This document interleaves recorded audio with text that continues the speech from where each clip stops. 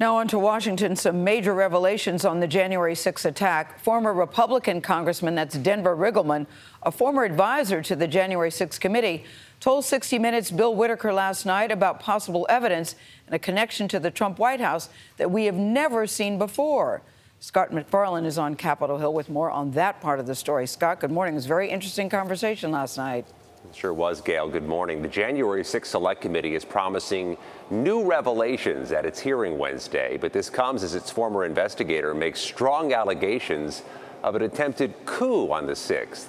The committee members haven't pushed back against any specific allegation, but they say he's been gone half a year and doesn't know the current status of the investigation. Just 2 days out from the next January 6th committee hearing, former committee investigator Denver Riggleman has revealed this. You get a real aha moment when you see that the White House switchboard had connected to a rioter's phone while it's happening. That's a pretty big aha moment.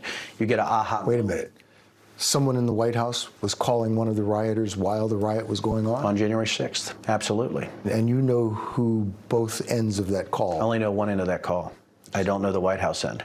Riggleman says his team collected a tidal wave of thousands of texts and calls from Trump supporters on and ahead of January 6th, but only got a fraction of the funding he requested to look into the data.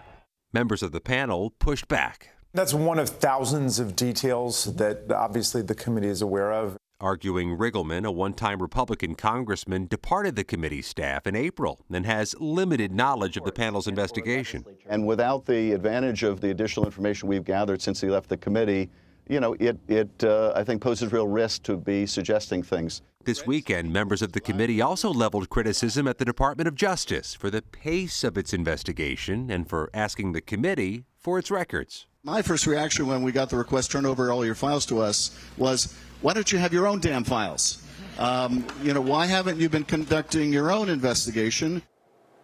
Committee Vice Chair Liz Cheney says the panel has received hundreds of thousands of pages of Secret Service communications during the period around January 6th. That agency's role during key events could be a key part of Wednesday's committee hearing. Gayle? His book is very interesting. Thank you very much, Scott. In our next hour, former Congressman Riggleman will join us here at the table live to talk about the evidence that he saw while working on the January 6th investigation.